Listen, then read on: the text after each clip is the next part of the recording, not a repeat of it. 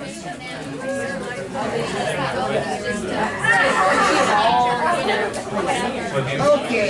turn to page 187 and take out the slides for chapter 8, which is agency contractors. We are going backwards. We'll be doing chapter 1 next week. I figure everything in the second half of the book you can do self-taught, and I'll just go over the first half again.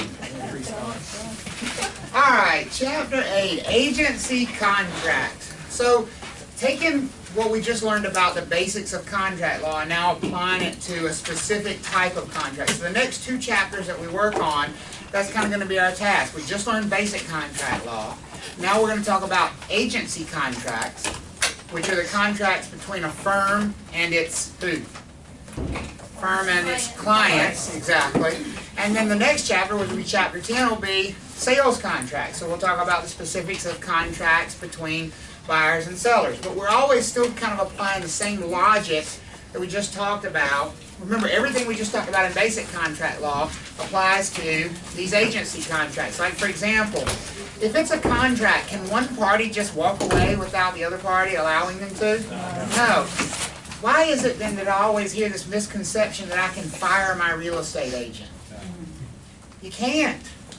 Because you're going to have a contract. These are contracts. And just like they can't fire us, we can't fire them either. That's exactly right. These are contracts. So, the basis of our business is the listing agreement. The very basis of the business. And you remember we talked very much about this in the agency chapter. We talked about how the business came about and where the origins of the listing is still very much the essence of what we do. Yes, we represent buyers. Yes, we do property management. We do all those things. But ultimately, there would not be real estate brokerage without listing contracts, without listing agreements. And that is the document between, or contract between, sellers and the firms they have hired to represent them. All right, that is a listing agreement. One thing you need to know about listing agreements, it must be in writing from the very beginning. A listing agreement can never be oral. Remember, we said buyer agency agreements could be for a limited amount of time, but listing agreements can never be oral. They must be in writing from the very beginning, and what that means is that you can't have any conversations that relate around marketing a property unless you already have an active listing agreement on that property. You can't talk to somebody and say, oh, you know, I've got this listing coming up.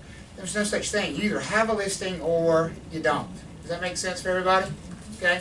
So, we also have buyer agency agreements. Buyer agency agreements can be oral for a limited amount of time. Eventually, though, we have to put them in writing. When is that? No later than time of offer. Presentation of an offer. It is important to remember you can never get paid in North Carolina for real estate brokerage without a written agency agreement. The law actually says that anybody who operates as a real estate broker in this state without a written agency agreement is a volunteer. And I am assuming you don't want to be a volunteer. I know I certainly don't. So that means we're always going to have a written agency agreement, whether it's a buyer or a seller, because we expect to get paid. And ultimately, your agency agreement is your contract to get what? Paid. This is the document where your client has agreed to pay you. Now let's stop and think about that for a second. This is the contract where your client has agreed to pay you. We never have a problem understanding that on the listing side. We understand the sellers hired us to sell their house, and if we sell their house, they're going to do what? Pay us. Why do we get so confused about it on the buyer side? Because it's sort of coming from the seller, but it's not really. Because it's sort of coming from the seller, but not really. Exactly. But at its essence, what do you think a buyer agency agreement is? It's an agreement between the buyer and the firm that the buyer will do what? Pay. Pay that firm for their representation. Now, it may go into a lot of detail and say, we're going to attempt to be paid by the seller, we're going to attempt to be paid by a cooperating real estate firm, but at the end of the day, who's ultimately responsible for making sure that firm gets paid in a buyer agency agreement? The buyer is. Don't forget that. Okay, that's an important piece of the puzzle. Agency agreements. General rules for them. Okay, so things that might show up on a test. They should always specify the amount of compensation. So any agency agreement should of course, if this is your employment contract, shouldn't your employment contract say how much money you expect to make? I've heard people say, oh, well, I'm not getting paid the right amount of money. Are you getting paid what the listing agreement says? Yeah, well, then you are being paid the right amount of money. Your problem is not in the pay, your problem is in filling out the agreement. So make sure you understand this is your compensation agreement. It should specify under what conditions the compensation is due. Now, later on, we're going to go through in detail the exclusive right to sell listing agreement. And we're going to talk about the conditions under which that commission is due. Due and paid are two different things. Would you agree with that? Yes, sir. When we're owed or entitled to a commission and when we actually get paid a commission are two different times. What almost every agency agreement on the planet will always say is that we are owed a commission when we produce a ready, willing, and able buyer. Now, if I'm a listing firm, when have I actually produced a ready, willing, and able buyer? Is it when we put them under contract or when we go to closing? No, under contract. Under contract. It doesn't say they did close, right? It says that they're ready to close, they're willing to close, and they're able to close. So technically, we are owed that commission at the point in time we place that property under contract. What that means is that if it doesn't close, are we still ultimately owed that commission? Yes. Yes, in a lot of cases. Now, does that mean we're necessarily going to collect that commission? No. Because trying to collect it might prove rather difficult. How would you enforce that if the seller wasn't just willing to say, oh, you didn't sell, it didn't close, I'm going to write you the check anyway because you're owed this. You got to sue them for it, and that's probably not going to be very pretty. Does that make sense for everybody? But make sure you understand entitlement to a commission is different than collecting one. We might not collect it till closing, but we're usually entitled to it long before closing. And this is an important thing to remember, especially if you're doing a cooperative sale. Let me just run something by you real quick. Let's say Sharon's got a listing. And she's agreed that her firm's going to charge a 6% commission. Okay? Everybody with me so far? So Sharon's got a listing. She's charging 6% commission. She puts it out there in the MLS and she agrees to cooperate with firms representing the buyer. And she's going to share that commission by offering 3% of the sales price as a buyer side commission. Does everybody understand where we're going here? Sure. All right? So, now, Demetrius has a buyer. Brings the buyer. Shows him the property. Buyer makes an offer. Full price. Cash. Has Demetrius brought a ready, willing, and able buyer? Yes. Yes. Offer's presented. Seller accepts it. We go under contract. Has Sharon done her job? Has she brought the seller what the seller told her to bring in that listing agreement? A ready, willing, and able buyer. Yes. Would you agree with that? Yes. Is her firm entitled to that 6% commission? Yes. Yes. The seller, 2 weeks before closing, decides they don't want to sell. They back out. Now, the buyer may have some rights to sue the seller, but, you know, that's between the buyer and the seller, correct? That listing agreement is not between the buyer and the seller. Who's it between? Both The firm and the seller. Does that make sense? Seller and listing firm. Now, is Sharon upset that she's not getting paid? Yes. Who's also upset that they're not getting paid? The firm and The seller's firm. the buyer's firm, right? The selling firm? Demetrius's firm? Hasn't he also done his job? Yes. Now, how was it that he planned on getting paid in this transaction? On the commission of the sale. From the listing firm. Would it shock you if I told you that listing firm still owes him that compensation? Even if they didn't get paid it themselves? Because what they said was, you bring us a buyer and we'll pay you 3%. Well, guess what Demetrius did? from a buyer. So it may not be Sharon's real choice as to whether she goes after that seller for that commission, because if Demetrius and his firm try to push the matter, she's going to have to make a decision. Well, do I want to eat paying out 3%, or do I go after the seller and try to get the whole thing so that I can have the money to also pay the other firm? Does that make sense to you? And by the way, Demetrius is not going to be nice about it. Sharon might because she may have a relationship with the seller. Does Demetrius have a relationship with the seller? Ooh. No. Is Demetrius's buyer furious? Yes. Is Demetrius also furious? Does Demetrius care if Sharon has to ruin her relationship with the seller? No, he wants his money. Does he have to sue, or do he just... If Sharon's firm refuses to pay his firm would sue her firm for the 3% commission. And guess what? They get it. They get it. They would get it. So is Sharon probably going to have to sue that seller Yeah. and her firm? Yeah. Does that happen often? Very rarely. Thankfully. Thankfully. Yes. They had to go into contract with the 3% like to agree. Do they have to go under contract to cooperate for the 3%?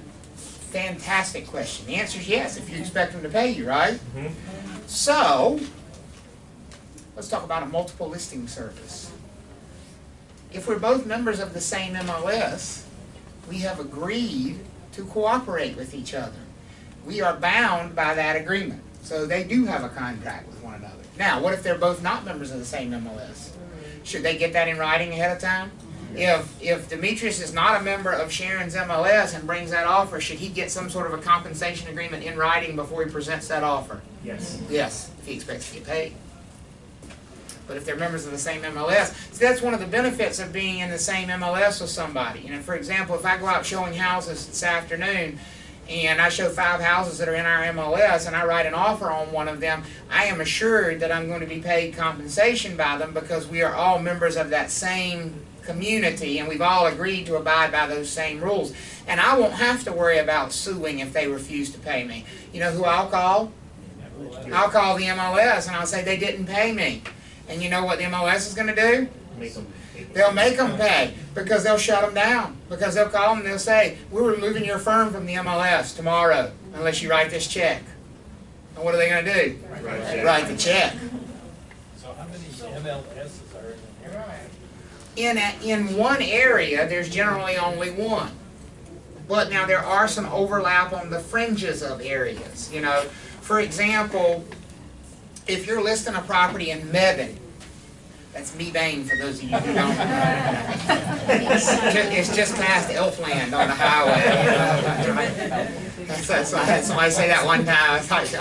He said Mebane like 3 times, and I said, you're just past Elfland. He's like, yeah, you know where it is. I'm like, yeah, I know. Yeah, Elfland, I got it. So, but Mebane is right on the cusp of 2 MLSs. It's not really firmly in anybody's MLS.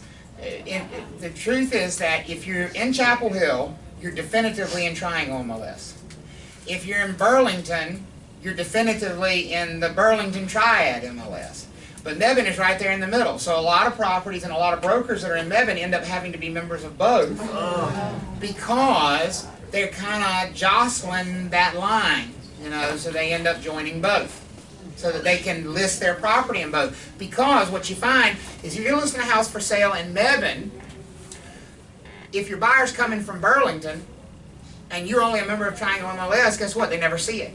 Because they're looking on firms' websites that are getting feeds from the Burlington MLS, right? If your buyer's coming from the Chapel Hill side, they're looking at firms that are most likely getting their feed from Triangle MLS. So if you're selling a house in Mebane, to be most efficient, you really need to list it in both. 2,000 instead of 1,000. Well, it's not quite that bad. It doesn't cost you $2,000 instead of $1,000 because a significant portion of your fees are the national and state dues, and so you only have to pay those one time. So, like my annual national dues are paid. So if I join another, and my annual state dues are paid. So if I join another MLS somewhere else in the state, I don't have to pay their local dues. Not all of it. How many are you? I am a member of 3. And that's down from 5. Yeah. Yeah, it's not fun. It's not fun. I'm a member of the Triangle MLS. I am a member of the Burlington Alamance MLS. And I am a member of the Roanoke Valley Lake Gaston MLS. Those are the three that I am members of. And then when you get in the eastern part of the state, they get really fragmented. Wilson has its own MLS. Wow. You ever been to Wilson? Nobody else has either. There's like 7,000 people in all of Wilson County. It has its own MLS. Exactly. That's exactly right. You know, that's it. The whole thing. All right. So we owed it when we produced that ready, willing, and able buyer.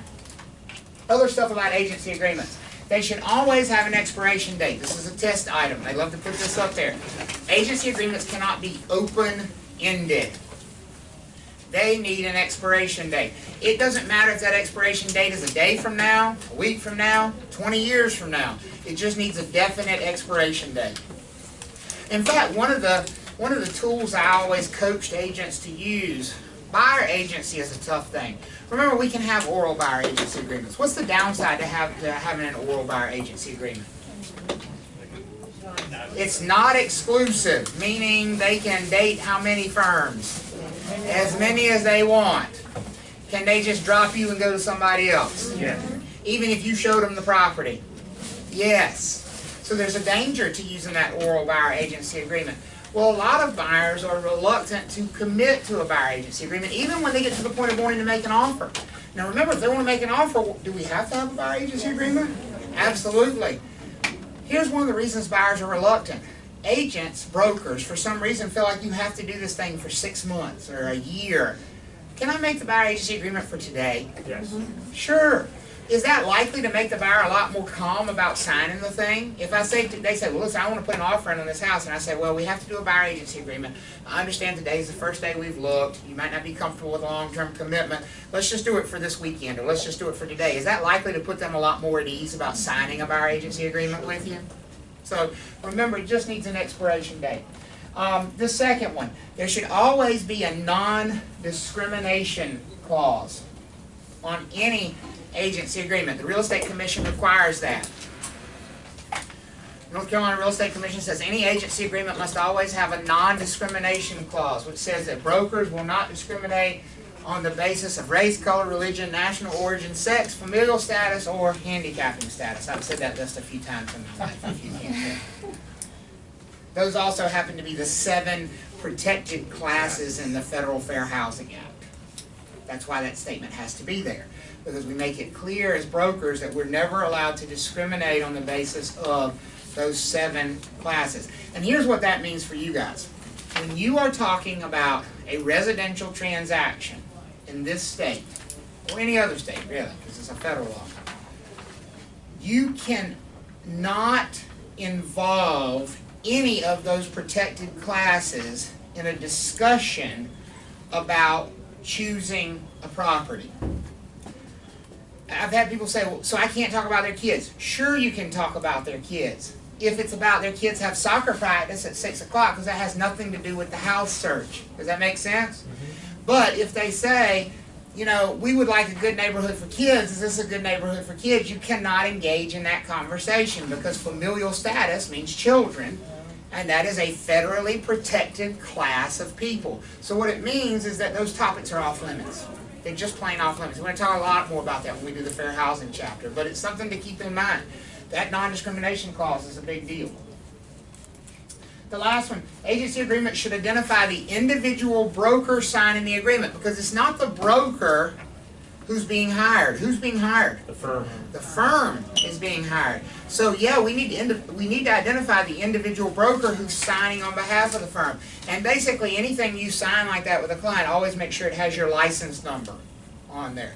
I can always tell agents who don't do any business because they don't know their license number. Somebody who's doing business should always know their license number instantly, because you have to put it on everything.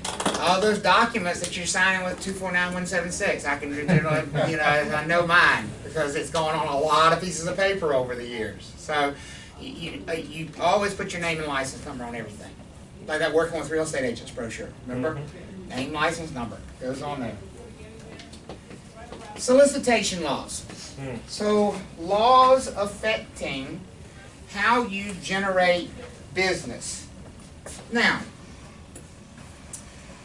keep in mind that nobody's trying to prevent you from generating business, but there are federal laws that govern marketing to people. The first, and the one you're most likely to be tested on, is called the Do Not Call Act. The Do Not Call Registry. And let me be clear about something. If somebody is not on the Do Not Call Registry, you can call them as much as you would like. If they are on the Do Not Call Registry, you may not call them. So what should always be the first thing you consult with before you make a phone call to somebody for a business solicitation?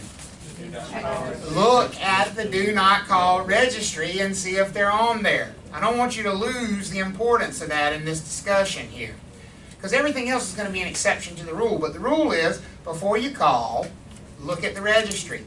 See if they're on there. If they're not on there, can you call them for any reason? Yes. Yes. If they are on there, can you call them? No. No, unless it matches one of these three exceptions that we're about to talk about. Remember, there's always the rule and then the exception to the rule. So, there are three exceptions to the Do Not Call Registry. So these would be people who are on the Do Not Call Registry, so therefore you're not supposed to call them, but you can, because they fall into one of three categories. Number one, they are a FSBO. So they have their property currently marketed what? For sale. For sale by owner. You can call them, but not to solicit their business. You can call them if you have who that's interested in their property. But what do you mean? A buyer who's interested in their property. You may not discuss during that phone conversation your potential services as a listing broker. You cannot call them and say, hey, I have a buyer that's interested in looking at your property. And, oh, by the way, you know, if my buyer's not really interested, I'd be happy to talk to you about listing your property. No. That is not allowed. That is a violation of the Do Not Call Registry. So the only reason you can call that for sale by owner is if you have a buyer client who's interested in their property. Is everybody okay with that? And of course that's assuming that they're actually on the Do Not Call Registry. If they're a FSBO and you look them up and they're not on the Do Not Call Registry, can you call and solicit them all you want to? Yes. Yes. These are just for people who are on the Do Not Call Registry. The second exception. It says consumers can be contacted up to 3 months after inquiring. So, the consumer has reached out to you. Give me some examples of how that might happen. Go ahead, Dave. They call an office. They call your office. Hey, can you call me back? That is an invitation to call. And that invitation is good for? 3 months. 3 months. What else? Give me some more examples. So long as they're on the do not. Online. Online, they fill out a form, right? They went on your website and they put an information request. They went on Realtor.com and you bought that lead. However you came into contact with it, they filled out the form and they gave the information. That is permission to call them for 3 months from the time they fill that form out. How about if they come to an open house and they leave their name and phone number? Is that permission to call them? For 3 months, absolutely. So I've had people ask me before, well, I just held an open house. Do I need to check to see if all these folks are on the Do Not Call Registry? Well, my answer is only if it's more than 3 months after your open house, right? Because if it's less than 3 months, does it matter that they're on the Do Not Call Registry? Because you have blanket permission to do what? To call them if it's within that 3 month period. But if it's 6 months after the open house and you want to call one of them, you better be checking the Do Not Call Registry. Is everybody okay with that? Yeah. And then the last one is if they were actually your client, if you represented them in a transaction, you have 18 months after the transaction closes to continue to contact them via phone. Could that be your firm? I'm sorry? Could that be, they were Anybody in your firm, right, because they hired your firm. So 18 months if you actually represented them. We good with those? And how do you get it on the registry? How do you check it? How do you check it? You go to the National Do Not Call Registry, just Google it, Okay. and you can go on there and you So I can can search look it. myself right You now. can, absolutely. Yes, ma'am. The 18 months, is that one where you, like, let's say you call them like a year later, and then you say, can I have permission to contact you? Doesn't that start, is one of them where it starts like the time again? Where That you would can- start, that you could start a 90-day period again. 90-day You know, period. because remember, anytime they request information from you, that opens a 90-day period. Okay. So the 18 months is after you actually represented them as a client. So let's say at month 18, you call them, hey, I'm just following up with you. I know it's been a year and a half since you bought your house. Is everything okay? By the way, I'm not going to be able to call you again in the future unless it's okay with you. Is that okay that I call you in the future? If they said yes, then they would be resetting that time period, but only for 90 days. Because you didn't represent them again. Right. Okay? Everybody okay with that? So basically, if you want to continue to stay in contact via phone, then you've got to get their permission at least once Every 90 every 90 days after the 18 months. after the 18 months. But, yes. Let's say I send them something like a communication via mail. That's okay. Mail is unregulated. The federal government will never pass a law limiting how much junk mail you can send. Because they're selling you that junk mail rate. So they will never regulate the U.S. Postal Service, I'm quite sure. You can junk mail all you want to.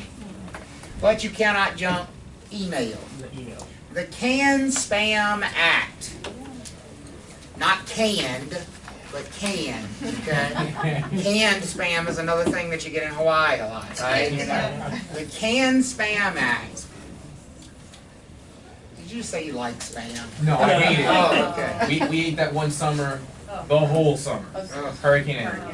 yeah, yeah. That's about the only time you'd want to eat spam for a whole summer is when there was no other choice, right? You had probably run out of like snakes and cockroaches to eat. I'm guessing, right? That would be what the kind of hierarchy of, and there's spam. Right? I'm still waiting for the season of The Walking Dead when they open up like the container of spam. Like, all right, we're finally at rock bottom. Here it is. My granddad used to love that stuff. I was like, oh, yeah. Even as a kid, I thought it was gross. It was like, just comes out with all that congealed yuck around it. You know, cook it. It's already cooked 27 times. I don't know what you're gonna. I mean, how much can you cook beaks and buttholes?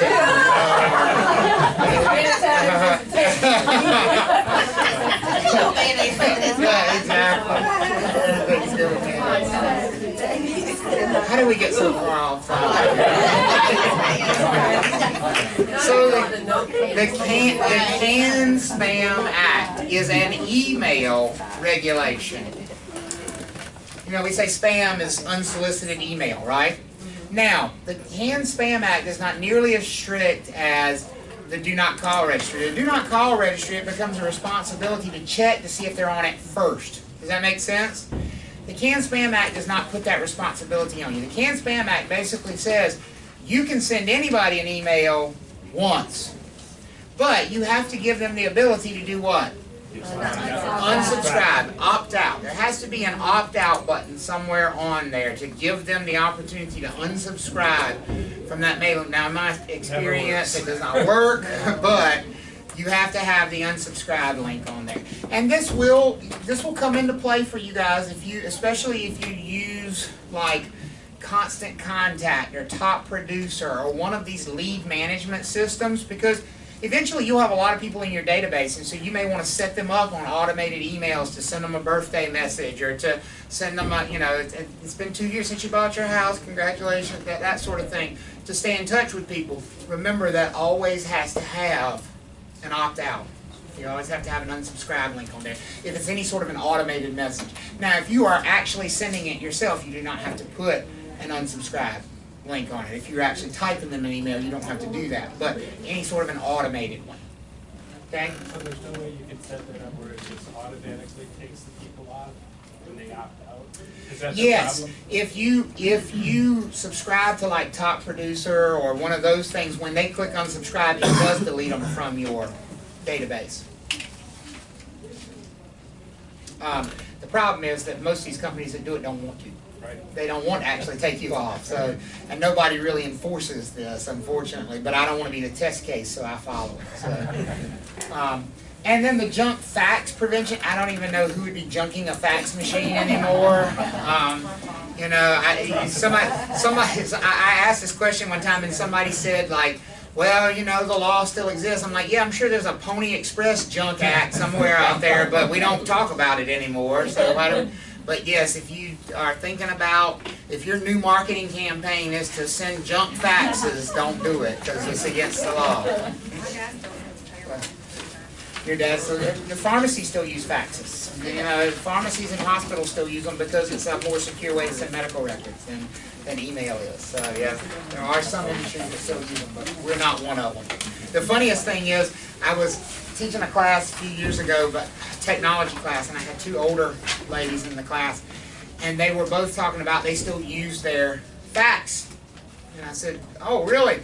And she said, well, you know, we don't have a real machine in the office anymore. You know, I have to send it through, somehow I have to send it through the printer, and then I send it to this, and then I send it as an email to our fax machine. It's just some email that I send it to.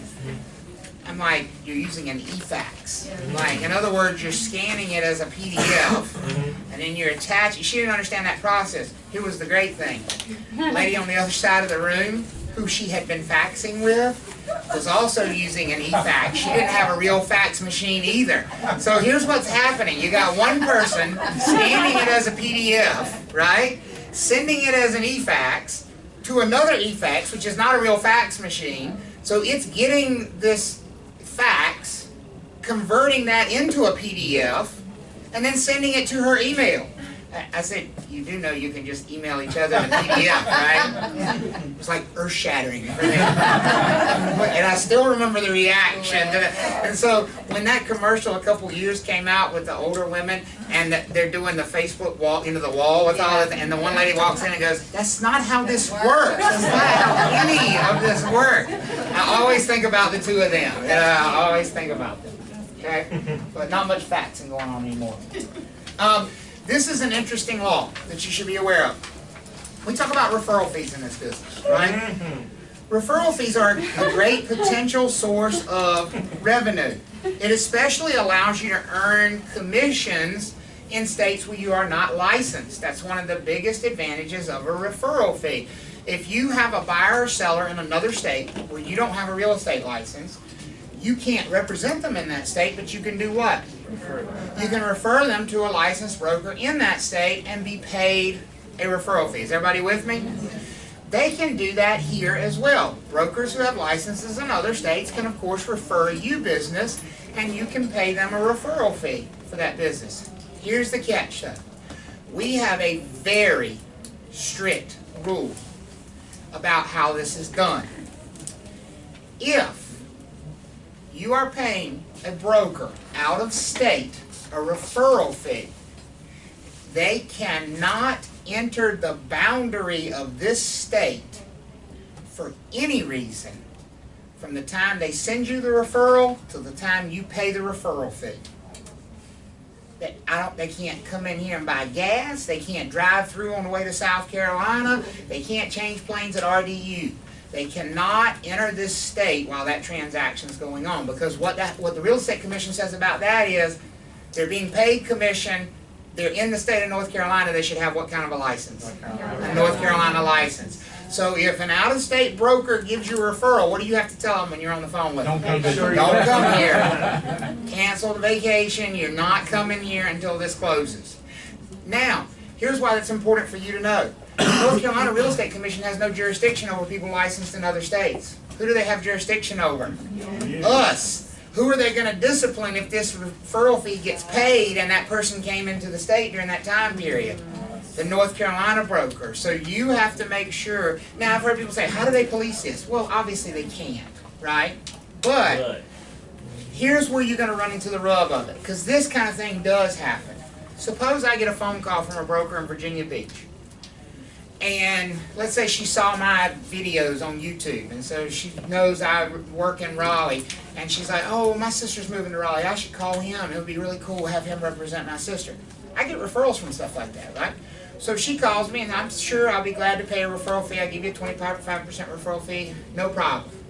Well, the next weekend, her sister comes down here to look at houses. Guess who rode along? The licensee from Virginia. What do I have to tell her at that point in time? Can't pay her. I can't pay her. I cannot pay her because she has entered the state during the course of that transaction. So I should probably tell her when. In the very beginning, on the phone. You can't come into North Carolina. I'm sorry. Yes, I realize that rule is very strict. It's not my rule. It's the Real Estate Commission's rule. Do many other states have that? Every state has some version of it. Ours is one of the more strict. And so what is it geared toward? What would they rather, these folks down the street, what would they rather that person do? Mess up. Get a North Carolina license. Because when they get a North Carolina license, who are they paying licensing fees to? Them. When they're an out-of-state licensee, how much is the Real Estate Commission getting out of that? Nothing, right? So they'd rather them get a North Carolina license. And that would be their response. They say, why is your rule so strict? We'll get a North Carolina license. And then you can do whatever you want to do. That would be their response. Yes? Is there like, can you pay the referral before closing and then they could come? No. So the question is, can I pay the referral before closing and then could they come? I would say that would not satisfy the Real Estate Commission here. I would just say you need to keep them out of the state. Don't come here. And if you do, certainly don't tell me. Right. All right, is everybody good about this? Okay, that is one of our quirkier rules. This is something that you're definitely going to see on the test. Antitrust legislation, antitrust rules. You are definitely going to see this on the exam. So there are lots of rules, lots of federal laws that govern how we compete with each other.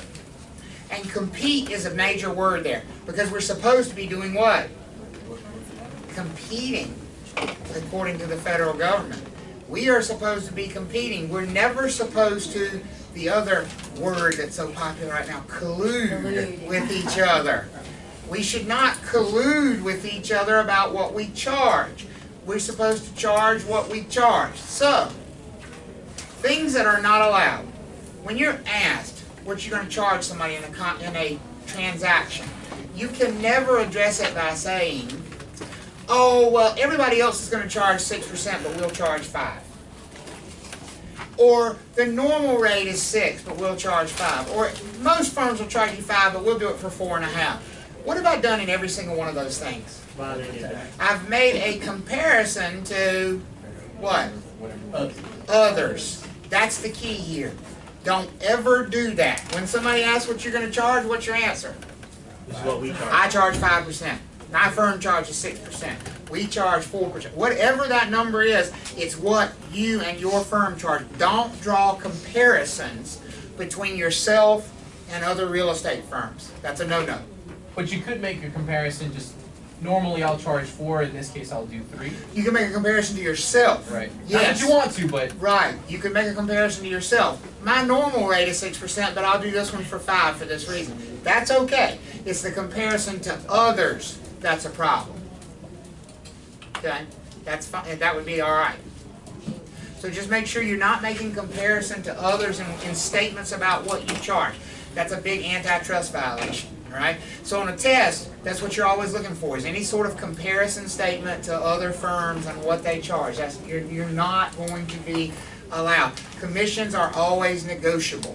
Your firm can have a minimum commission that its brokers must charge. That's fine, because the buyer or seller can simply say what? No, I'm not working with you. Right. What you can't do is say, well, yeah, my firm charges 5%, but that's what everybody else charges too, so it's not going to matter. That's not allowed. That's not allowed. So be very careful of that. It's called the Sherman Antitrust Act. It's been around for a very long time. And real estate brokers have been prosecuted for this, so make sure that you understand that. As far as splitting fees in a co-brokered transaction, remember, when we talk about co-brokering and splitting the fee. We have two firms. We have the listing firm and the selling firm. The listing firm is on whose side of the transaction? The seller, and the selling firm is on whose side? Buyer's. The buyer's side. Good. Make sure you got that terminology. And usually, the listing agreement is going to specify the compensation for both sides. It's going to say this is how much we're paying total, and here's how much we are going to be willing to pay to selling firms who might bring us a buyer. Is everybody okay with that? All right. So now, probably one of the most important topics in the chapter. Something you're definitely going to see test questions about is differentiating the different types of listing agreements. There are several different types of listing agreements. Now, that does not mean there are going to be several different types that you will actually see out in the real world. Matter of fact, I can pretty much guarantee that you're only going to see one out in the real world. This first one, the exclusive right to sell listing. So first of all, listing agreement. Who is hiring who? Seller hiring firm. Okay? Exclusive. How many firms is the seller hiring? One. And only one, correct? In the exclusive right to sell listing. Well, let's do this. I'm going to separate you guys by table. Okay? I'm going to just do 3 tables over here. We're going to say this table represents buyers that the listing firm produces. Okay? You guys, you 3. Everybody, you good with that? You are buyers that the listing firm produces. You'll see a method to my madness here in just a second. You guys are buyers produced by another cooperating firm. So, they're represented by an outside firm. They're not represented by the listing firm. It's not dual agency. Does that make sense? Sure. So these buyers would be your dual agency buyers or your seller sub-agency buyers, right? In one way or another, they were produced by the listing firm itself. There's only one firm involved in the transactions. Everybody good with that? The listing firm produced the buyer. Here, outside firm produced the buyer. We good with that? And back here are buyers that the seller produces themselves. Somebody they work with. Somebody they met at the grocery store and happened to mention their house was for sale. They were out in the front yard cutting the grass. And buyer stopped by and said, "Hey, I see your house is for sale." And they took them in and they showed it to them. However we want to phrase it, seller has produced that buyer themselves. Is everybody good? They most likely don't have any representation. They do not have representation, because if they had representation, they'd fall in one of these 2 buckets, right? Because if they had representation by the listing firm, they'd be in this bucket. If they had representation by an outside firm, they'd be in this bucket. So these are unrepresented buyers, and the seller has produced that buyer themselves. Is everybody good with that? So 3 possibilities. Where are these buyers coming from? From the Listing firm. Where are these buyers coming from? Another firm. And where are these buyers coming from? The seller themselves. Everybody good with me so far? Yeah. So, the exclusive right to sell listing. I want all 3 tables. Raise your hand. The 3 tables I just went to. All of you. This is the situation that the listing firm is owed a commission. The buyer comes from, where you guys? The listing firm. So the listing firm produces a buyer. Is the listing firm going to get paid? Yes. Another firm produces the buyer. Is the listing firm going to get paid? Yes. Seller sells it themselves. Is the listing firm going to get paid? Yes. Yes. The exclusive right to sell. Is there any buyer on the planet, or any other planet for that matter, that we have left out of that discussion? No? So, is it fair to say that if the firm executes an exclusive right to sell listing, that they are owed a commission under any circumstance where a buyer is produced? Does that make sense for you guys? No matter where the buyer comes from. Are we good with that? And that's called the what? Exclusive right to sell. The exclusive right to sell listing. Now let's compare that to the exclusive agency listing. Our friend the broker does not look happy here. generally speaking, we only look like that when one thing happens. We don't get paid. So we need to decide what has gone wrong for our friend here. Why has he not gotten paid? Well, exclusive agency listing. You guys raise your hand. You guys raise your hand. Y'all sit right where you are. Keep them up. You five. Is there a difference between here and here? Yes. What's the difference? We lost a whole set of what? Buyers. We lost a whole set. And which buyers did we lose? The ones that came from where? The seller sold it themselves. So what's the difference between, you can put them down there. What's the difference between the exclusive right to sell and the exclusive agency listing? The seller can sell it themselves, and the listing firm is what? Not going to get paid. So, if the buyers come from the listing firm, is the listing firm owed a commission? Yes. If the buyers come from a cooperating firm, is the listing firm owed a commission? Yes. If the seller sells it themselves at the grocery store, is the listing firm owed a commission? No. How many firms has the seller hired? One. One. How do we know that? It's got the word exclusive there. Which one is better for the firm? The exclusive right to sell? Or the just look at the graphics, right? I like that better than that. Which one's better for the firm? The exclusive right to sell. Because the exclusive right to sell basically says, I don't care where the buyer comes from. We're not even going to have a discussion about it because it doesn't matter if the buyer came from Mars, guess what? I have my money. Right? Does that make sense? Mm-hmm. That is the exclusive right to sell listing. Could you see potential problems with this? Well, how are we going to establish that the seller really sold it themselves? Because I can tell you what's going to happen. The seller's going to be out in the yard watering flowers, and somebody's going to pull up on the curb and roll the window down and say, oh, I see your house is for sale. First of all, how did they know to drive through the neighborhood? MLS. They saw it on some website somewhere. And who put it on that website? The listing firm. How did they know this was the right house? They saw a sign in the front. Whose sign? The listing firm. The listing firms. And yeah, they're going to have a conversation with the seller, and yeah, the seller may take them inside, but ultimately, who brought the buyer to that property? The listing firm. The listing firm. The problem is you're going to have an argument about whether you're actually owed a commission. Do you see how that could present a problem? That's why you probably will never execute one of these in the real world. And then we get to the real chaos. Open listing. What word went away? Exclusive. An open listing. How many firms can the seller hire? As many as, look at the signs. Can you imagine pulling over in front of a house and seeing that? Who do I call? Remember, we had 3 groups of buyers, right? Buyers produced by a listing firm. Raise your hand. Cooperating buyers, what do you think? Nope. Put them down. Have we eliminated a whole other set of buyers? Yes. Yes. The only way the listing firm is going to get paid in an open listing is if the listing firm does what? Rings the buyers. Buyer comes from another firm, guess what? We're not paying you. We might pay them, but we're not going to pay you.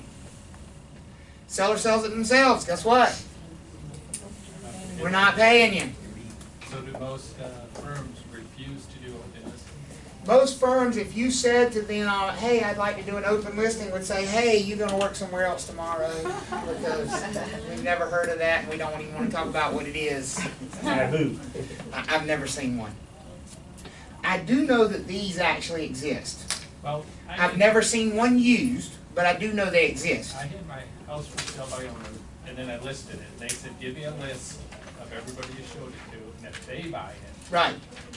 then they don't get the. That's different. That's just an exclusive right to sell with some exclusions. They excluded people that you had already showed it to. This would mean you still had the opportunity, Oh, to even find after another you one, listed right. it, to continue marketing it yourself and not pay them. Okay? That make sense? This is a unicorn. I don't think it exists in the real world. We hear stories about them, and you have to know what they are on a test, but I've never actually seen one.